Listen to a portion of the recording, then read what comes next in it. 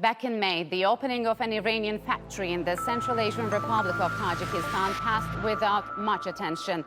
The facility, which will produce drones, was the first of its kind that Iran has built in a foreign country. Tajikistan, which has close economic and defense ties with Iran, said it welcomed the help in upgrading its military equipment and that the two would work together to combat terrorism.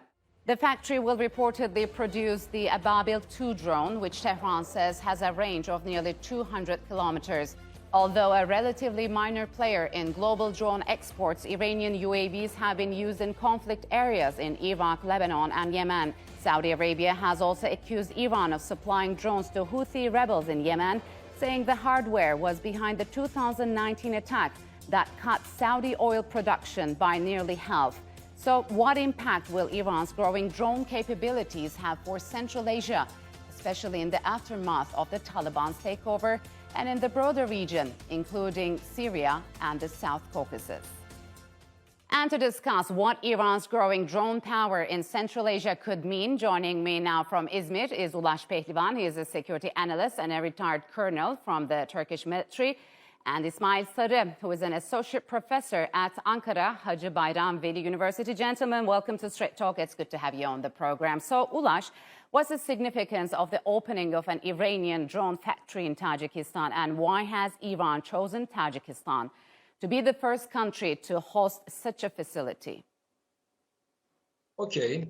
I can say that Iran's rapprochement to Central Asia is not a new thing. As you know, until 2021, there were sanctions imposed on Iran, and it was illegal to import and export sales. And just after 1 year of the lifting of the sanctions, we can see that Iran is trying to enlarge its sphere of influence through Central Asia. In this international context, it becomes even an obligation because Central Asian states, they are offering wide doors of opportunity to Iran.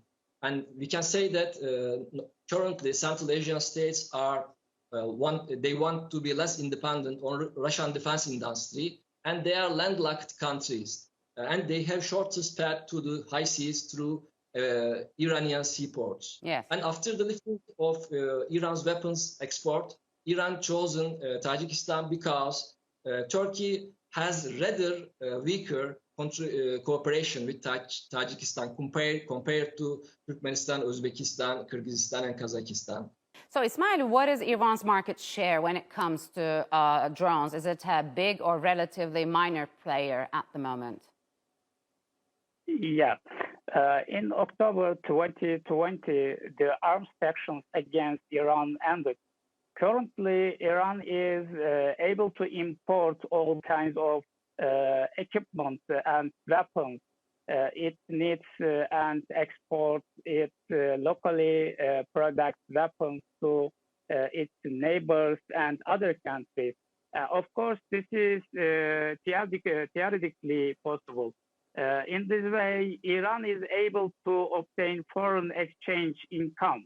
The drone market is also important for Iran. Iran wants to improve its economic relation as well as its military relation with Central Asia countries. As a resistance economy, Iran's goal of expanding trade with its eastern neighbors is closely tied to decide to insulate itself from the effect of Western economic pressure.